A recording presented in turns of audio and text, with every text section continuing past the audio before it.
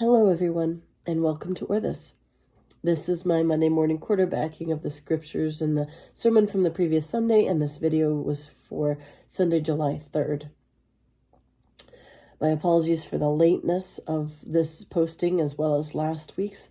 It's been a bit of a challenging 2 weeks with some things I've had to take care of, including this cold that you might still be able to hear in my voice. I just can't seem to get rid of. But the scriptures for this past Sunday were 2 Kings chapter 5, verses 1 through 14, Psalm 30, Galatians chapter 6, verses 1 through 16, and Luke chapter 10, verses 1 through 11, and verses 16 to 20. And one of the things I talked about was the role of stories in our faith. And I preached on the story about, for 1 Kings, about the great commander Naaman. He's the commander of the army of Aram, which is a nation that was bordering on Israel's border, and they were having some tensions.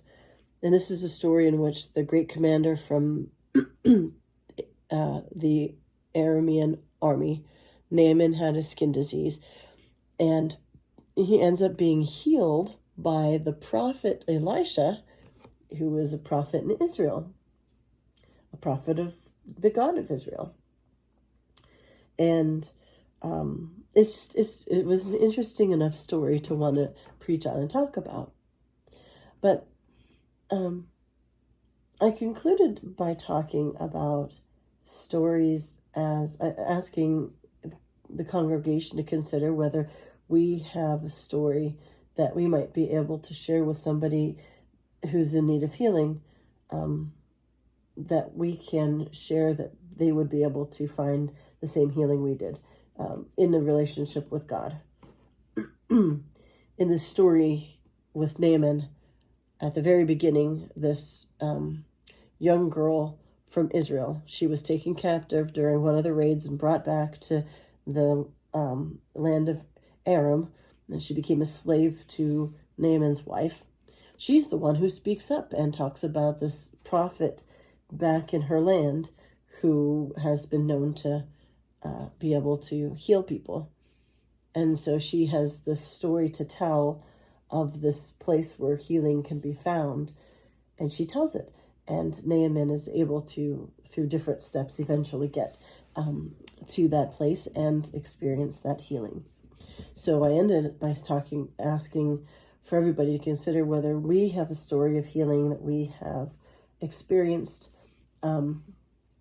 with God in our lives, that we would be able to share with somebody else who might need healing. And it doesn't have to be physical healing. It could be relational healing, spiritual healing, emotional healing, but that we could share that story with others, and they might experience the same healing that we did, just like Naaman did. But the other aspect of story in our faith is that we read stories throughout the scriptures, that through the way in which it unfolds, if we're paying close attention, we notice that things don't unfold exactly the way that life normally unfolds around us. Like we're listening or reading the story, and all of a sudden it's like, wait, that doesn't usually happen. What? That's unusual. That's not what happens in everyday life. What's that all about? And so you hear those kinds of things as you read and hear the stories of Scripture. And what it is pulling our imagination away from what we expect to happen because of how life is around us, and pulling us into the possibility that life could be different from that.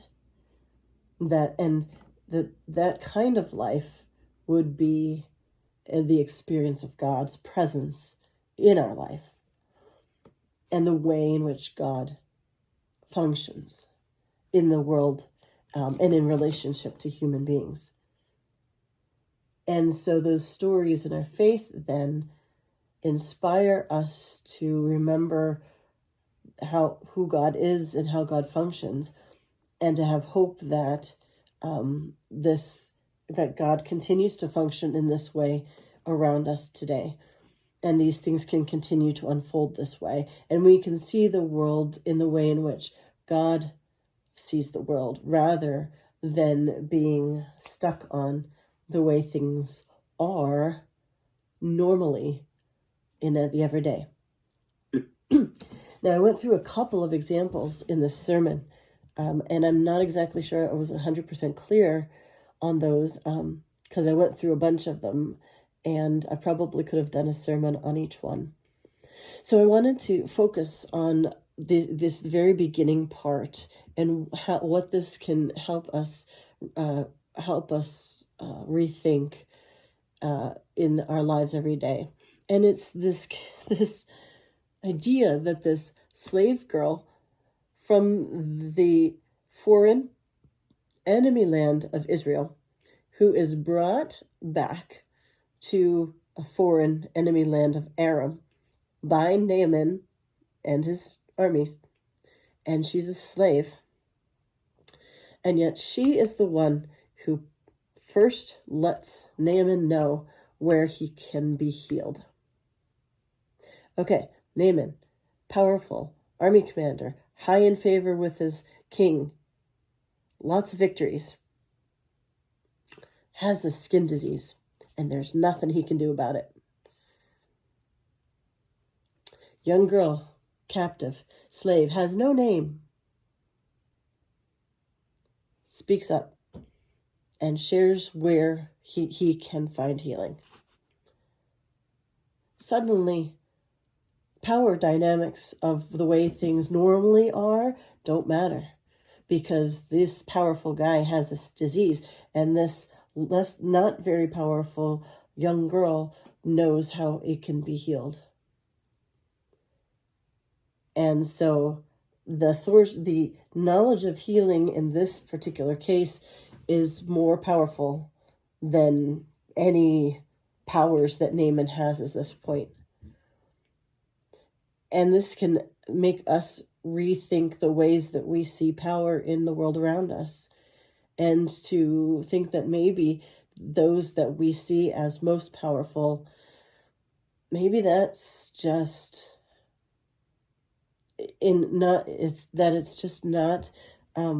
that's not ultimate power, because nobody has power to not get sick, and nobody has power to heal themselves.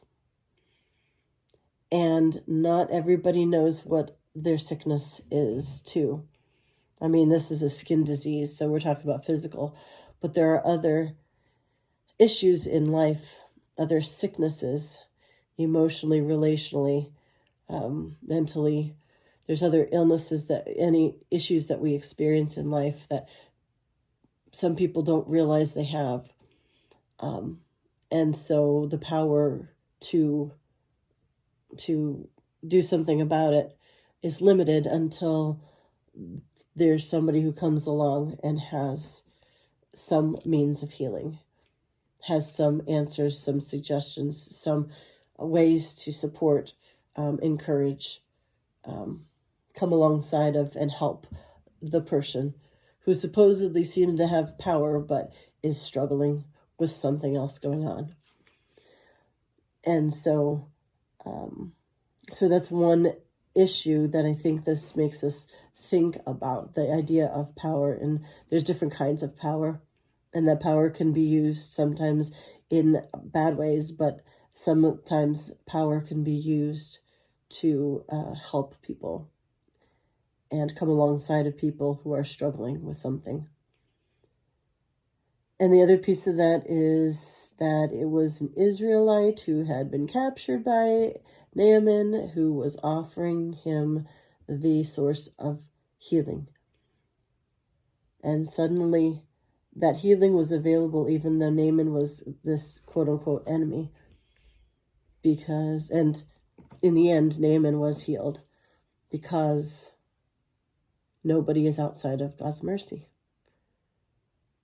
It doesn't seem like the servant girl thought twice about sharing the source of healing, even though she had been plucked out of her land and taken captive against her will. And so, this is a story of an Aramean commander experiencing healing. And in the end, he held high regard for the God of Israel as a result, and Elisha as the prophet. So it's interesting how these stories, when you look at what's going on, there's different aspects of it that make you stop and think that maybe the world doesn't have to or doesn't really function that way, or doesn't always function the way we expect it to. And those are the opportunities to see how God's ways change our ways. See that maybe things don't have to be the same all the time, and that there is another way, and it is God active in the world around us. So those are some thoughts I had to share with you today. Please feel free to share your thoughts either in the comments on YouTube or on Facebook. And thanks for watching. God bless.